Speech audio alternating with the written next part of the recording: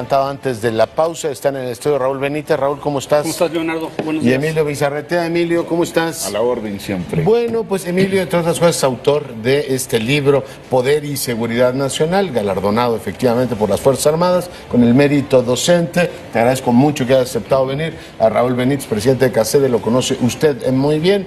Raúl, el anuncio que acaba de dar el canciller de la República, que en realidad lo dio después, inmediatamente después de la reunión con Pompeo y con Pence, ¿es creíble? O sea, México va a, digamos, generar las condiciones para la trazabilidad de las armas que entran a nuestro país. No creo que se pueda, Leonardo.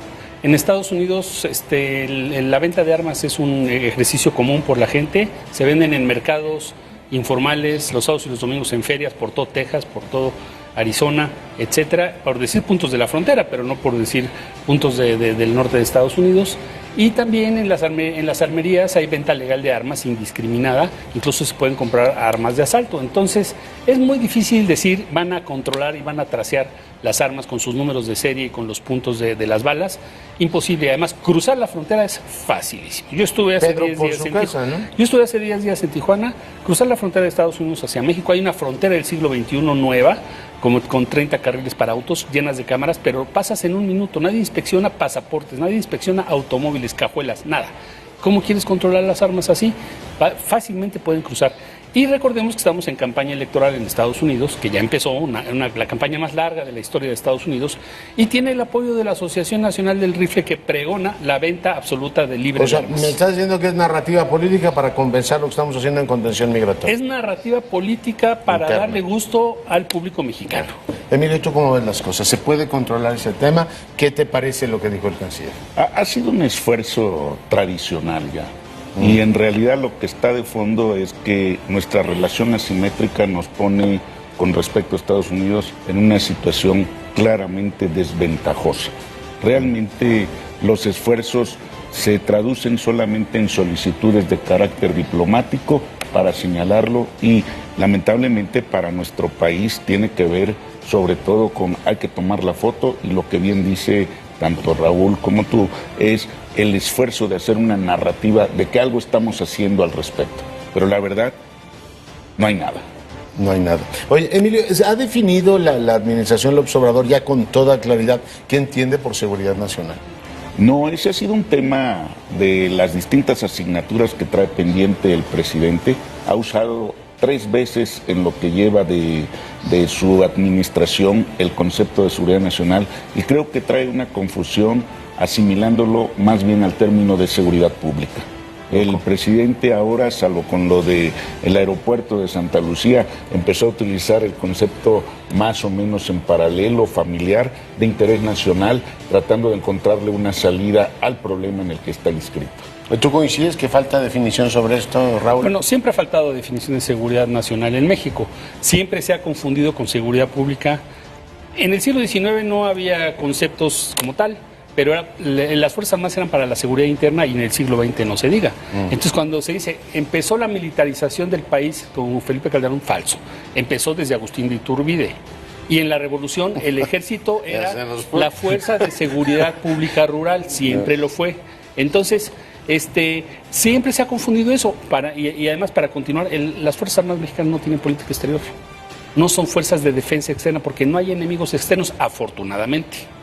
Oye, antes de que vayamos al tema de la proporcionalidad y cómo se está relacionando las fuerzas de seguridad con la población, preguntarte, Raúl, el que haya Colombia invocado el TIAR, México se salió del TIAR a principios de este siglo, ¿te parece una, digamos, vejestoria de la Guerra Fría o tiene alguna relevancia en la óptica de seguridad hemisférica? Mira, sí tiene relevancia que un país como Colombia invoque el TIAR, porque Colombia tiene el gran problema de los refugiados venezolanos y el gran conflicto con Venezuela. En la frontera, Venezuela desplazó fuerzas militares la semana pasada. La acusación es que está apoyando organizaciones que están ensangrentando Colombia. Al invocar el TIAR, dijo eso el presidente. Sí, tiene razón el presidente de Colombia en invocar una fuerza multinacional, porque él no quiere enfrentarse con una guerra frontal con Venezuela y que lo acusen luego de que está solo apoyado por Estados Unidos. Él quiere estar respaldado por un grupo de países y lo está.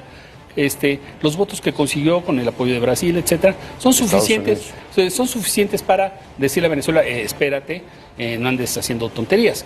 Todos sabemos que Venezuela tiene el peor mandatario de América Latina y del mundo. Justifica de ahí nos van a invadir, decía Abraham, estamos lejos todavía de una invasión, pero con la perspectiva de los años, Emilio, fue buena idea que México saliera del TIAR. Esa bronca por lo menos no la tenemos aquí. Sí, ahora. no la tenemos ahora, pero yo pienso que evitar participar en eventos donde la multilateralidad está en el trasfondo de todo no es sano. México no es una isla, México no puede aislarse del proceso, aun cuando haya en esta administración ciertos roces contra la globalidad, no significa que México sea un país autárquico. No lo somos, la verdad es que existe esa correlación y me parece que perder la posibilidad de intervenir en las discusiones, esto que está ocurriendo con el TIAR y más aún en el tema de la política, no de intervención en Venezuela, sino de lo que está ocurriendo en Venezuela, es un acto humanitario y de gran politicidad. Sí, ¿no? Pues son 4 millones de personas que han salido. ¿Tú prevés que esto quede, digamos, en escarceos políticos o existe el potencial de un conflicto mayor entre Colombia y Venezuela, Raúl? Yo creo que en realidad no van a acabar disparándose. Porque además hay 4 millones de venezolanos que pasan casi todos por Colombia, van a Perú, a Chile y muchos se quedan en Colombia. Venezuela ahora Colombia tiene ahora el apoyo de una gran cantidad de países vecinos y además con vecindad con Venezuela. Y Venezuela no tiene ni para comprar la comida de la gente, por eso huyen los más pobres ahora. De Venezuela la emigración había sido de clases medias y ricas hace 10 años, en la época de Hugo Chávez, y ahora están huyendo los pobres. Ese gobierno está colapsado. Con un gobierno colapsado va a ser un enfrentamiento militar con un gobierno que tiene una economía sólida. Colombia tiene una economía sólida y unas fuerzas armadas mucho mejores que las venezolanas. Entonces tú no lo ves crecer. Emilio, permíteme regresar al ámbito nacional. Después de las escenas que vimos en Acajete, pocas veces me ha ocurrido como periodista que la gente en la calle me dice, oiga, comenten eso. O sea, están literalmente presionando, humillando a las Fuerzas Armadas y no hay la respuesta adecuada. Tenemos una buena solución, digamos, desde el punto de vista de lo que son las relaciones cívico-militares para que el despliegue no, en fin, son instituciones muy respetadas, pero este tipo de escenas que estamos viendo ahora mismo en pantallas puedan ser respondidas de una manera, no sé si decir ejemplar, Emilio, pero en fin, ¿cómo ves tú ese tema? Sí, el tema en este momento quizás sea de lo más delicado que tenemos, no solo en las relaciones cívico-militares, sino en términos que vinculan la gobernabilidad. Es decir, se han perdido espacios donde había respeto hacia las Fuerzas Armadas en general y el costo ha sido muy alto. No perdamos de vista que es la última trinchera que tiene la sociedad y el Estado para defenderse de los delincuentes. Hagamos esta aseveración. No es un tema de que sean pueblo o no, son pueblo, nada más que los están usando. Pero eso significa que también son delincuentes, porque están atentando, de acuerdo a la normatividad vigente, contra las instituciones de seguridad que finalmente tienden a defender ahí. Los casos que se han dado realmente son casos de rapiña, vamos a decirlo. Pero ¿tiene sentido seguir discutiendo esto de pueblo o no pueblo? Digo, los que dan facturas falsas también son pueblos y no por eso no los vas a castigar, ¿no? No tiene sentido, pero es que son pueblos, entonces son buenos. El posicionamiento que luego el presidente hace para tratar de evitar cualquier tipo de confrontación, digámoslo así, de carácter político. Raúl Benítez. Mira, Leonardo, hay que tener en cuenta que el presidente hizo una declaración muy desafortunada hace unos meses y hace 2 días hizo una declaración muy afortunada. Es decir, la desafortunada dijo, ya no hay guerra al narcotráfico y ya no se va a reprimir. Esa es muy desafortunada porque la gente uniformada es representante del Estado y el uniforme por sí debe merecer el respeto para que no le agreda a la población. Es disuasivo, el uniforme militar y el uniforme policíaco tiene que ser disuasivo para no cometer delitos y mucho menos para agredirlos. Eso es la filosofía del Estado. Por eso los romanos usaban cascos de bronce para hacerse notar. Entonces, cuando tú dices no van a reprimir, eso pone a los soldados en una situación muy delicada porque se tienen que cruzar de brazos porque tienen miedo de actuar incluso en defensa propia. Ahora, hace 2 días el presidente, por presión, supongo, de las mismas Fuerzas Armadas, de forma correcta, ya dijo, bueno, en situaciones de defensa, los soldados, los marinos, los policías tienen derecho a defenderse en proporcionalidad al uso de la fuerza. Eso está bien, porque no vas a usar un arma nuclear, un arma larga para atentar contra la población que te está agrediendo. Aunque sean delincuentes, tienen derechos las personas, pero no tienen el derecho de agredir a un funcionario del Estado porque están tratando de evitar un delito. Son pueblo. Son ciudadanos, pero también son delincuentes. Entonces, están siendo delincuentes, les van a tratar de inhibir un delito las Fuerzas Armadas y los agreden. Eso no es posible. A ver, ¿no seguimos enredados en una lógica así como que defender a las Fuerzas Armadas, o sea, defender a cualquier cuerpo de seguridad, que incluye incluso las policías? Es decir, el atacar a un funcionario en cualquier parte del mundo, eso es un delito. Y te dicen, oye, esto es desacato. De hecho, los mexicanos cuando vamos a Estados Unidos vemos un uniformado y cuadraditos y nos portamos muy bien. O sea, no estamos perdiendo este debate por un falso dilema de que respetar a la autoridad significa, Emilio, autoritarismo, represión. No, en realidad lo que traemos es una confusión de ciertas autoridades sobre lo que es el Estado de Derecho, la aplicación de la ley, la norma, en ese sentido. Yo lo estaba poniendo como un dilema general y dice, no, es una confusión. Sí, es una confusión brutal, y lo voy a decir abiertamente. Sí, se confunde. El respeto a la ley no tiene que ver necesariamente con la justicia. Son dos temas distintos. Eso está analizado y discutido desde Kant a la fecha. Pero hay un detalle.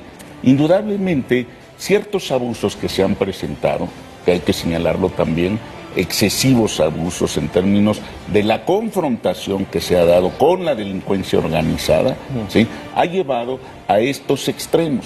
Ahora bien, lo que tenemos ahora es una estrategia perfectamente delimitada en todo el territorio nacional de la misma delincuencia organizada para utilizar mujeres y niños como escudos en el manejo de la situación frente a las Fuerzas Armadas.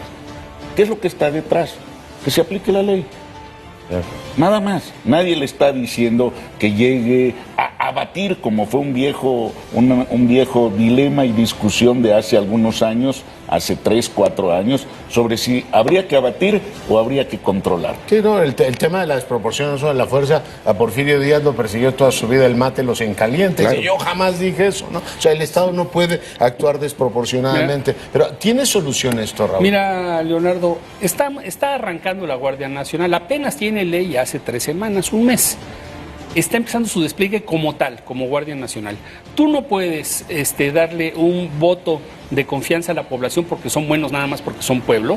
Eso es una abstracción. El pueblo también delinque. Pues sí, entonces, claro, tienes que darle a la Guardia Nacional elementos para que la tropa de la Guardia Nacional tenga fuerza moral, por lo menos para defenderse si lo van a agredir. Y que la gente aprenda a respetar el uniforme de la Guardia Nacional. Y la Guardia Nacional tendrá que aprender a respetar los derechos humanos como lo indica. Tiene que haber normatividad del uso de la fuerza, que la tienen. Pero es ya cuando entras a nivel concreto de la confrontación táctica en un pueblo, etcétera, es donde se pone el principio ese de que no te voy a reprimir o sí te voy a reprimir. No van a reprimir, en muchas ocasiones no van a reprimir, en ocasiones sí, pero cuando no van a reprimir van a contener. Mismo, pero a ver, Raúl, ¿es lo mismo reprimir que defenderse? Porque no, lo que dice el comunicado es legítima defensa. Es legítima defensa y son funcionarios del Estado agredidos. Pero la orden que habían recibido es no los toquen. Exactamente, esa orden es una orden muy confusa, porque ¿cómo vas a desplegar un soldado y que le digas, ahora, si te atacan, crúzate de brazos? No, te mando al hospital, tienes asegurado el servicio médico. Yo he visto, Emilio, Raúl, las instrucciones que les daban a los que contenían manifestaciones es, usted aguante vara y ponga cara y no se le vaya a ocurrir, y si le pegan, le mientan la madre, que hay especialistas en esto, aguante vara. Tú puedes recibir una instrucción. No, pero espérate, Leonardo. Una cosa es una manifestación en la calle y otra cosa es un guachicolero en Puebla que tú vas a tratar de controlar el delito y ellos agreden a la Guardia Nacional. Eso no es libertad de expresión, y es delito. Claro, pero lo han dejado. Hace unos meses decíamos en este mismo espacio que bloquearon la Federal México-Puebla y desafío abierto. Ahí yo pregunto, ¿dónde está la línea, Emilio? El presidente ayer volvió, igual que con el Fuchi y el Huácala, a decir tache, le bloquearon el Palacio Nacional. O sea, estamos hablando de un lugar donde despacha el presidente, no pasó a mayores, eran vendedores de la ¿cómo se llama? De la central de abastos. Pero ese tema hay que tomárselo en serio. O sea, que pueda un grupo bloquear la oficina del presidente. Y bueno, no quiero imaginar que ocurra algo peor, pero hay que tomárselo en serio. No, desde luego que sí. Mira, varios analistas, tú sobre todo, has señalado este detalle, ¿sí? El presidente no puede estar enviando dobles mensajes. Las Fuerzas Armadas tienen claridad y precisión. Ellos reciben encomiendas, ellos reciben de una o de otra manera una serie de directivas. El presidente es el comandante de las Fuerzas Armadas. Lo que dice el presidente se escucha, por una razón. Las Fuerzas Armadas son profesionales e institucionales, tienen una doctrina. Lo que dice Raúl es fundamental. Ellos van a respetar y van a aguantar, es cierto lo que mencionas, pero hay un detalle, tiene límites. ¿Sí? La estrategia disuasoria, es cierto, inicia con la presencia de elementos de las Fuerzas Armadas, y todo el mundo lo sabe, pero también lo saben ya en ámbitos estrictos de la propia delincuencia, que ya lo están utilizando en el viejo esquema de la lucha del judo. La fuerza disuasoria la quieren utilizar a su favor para decir que los están reprimiendo y que se salgan. Entonces, eso... desacreditar el después. Ahí es donde el presidente no se puede equivocar, no se puede confundir, y creo que ha reencauzado el camino a partir de la declaración de ayer, a partir del comunicado de la Secretaría de la Defensa. Y hay que fijarlo muy bien, porque el despliegue de la Guardia Nacional supongo que va a ser permanente en las fronteras, ¿no? Va a ser permanente, está en este momento con un control fuerte de carreteras por los compromisos con Estados Unidos para que la gente que llega a México por lo menos no se mueva del sur al norte. Hay una sobrecarga de albergues en las fronteras, hay una sobrecarga de migrantes que tienen que ser atrapados por el crimen organizado porque los está persiguiendo todo el mundo. Eso tiene que normalizarse, son seres humanos. Ayer la secretaria de Gobernación dijo, vamos a tener que acostumbrarnos a que vivan en México. Bueno, así como pedimos que los mexicanos que están en Estados Unidos tengan derechos y vivir en Estados Unidos, vamos a tener que empezar a acostumbrarnos a un mundo globalizado con estos problemas.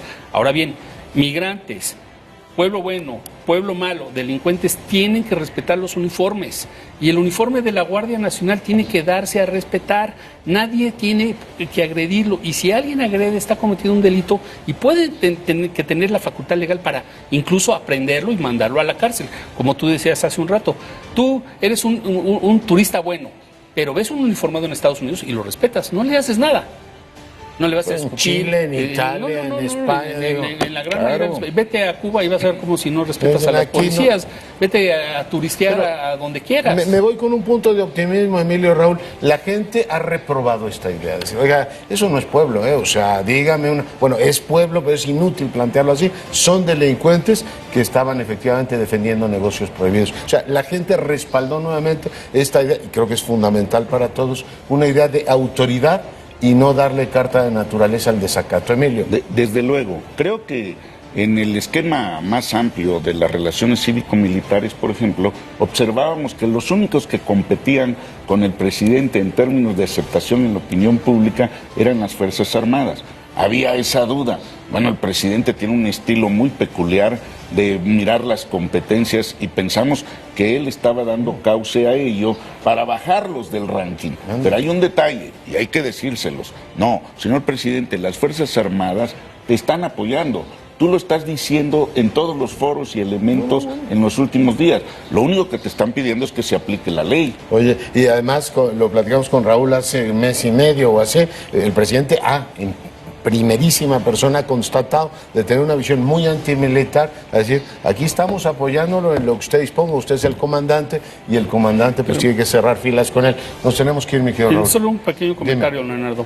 El presidente tiene que lograr bajar la violencia y la tasa de homicidios, y tiene que lograr implantar la figura de la Guardia Nacional como la fuerza policíaco-militar que le va a dar certeza a los mexicanos para trabajar, para circular, etcétera, etcétera. Pero no puede ser si da derechos de manifestación y de golpeteo a esa fuerza militar. No puede ser.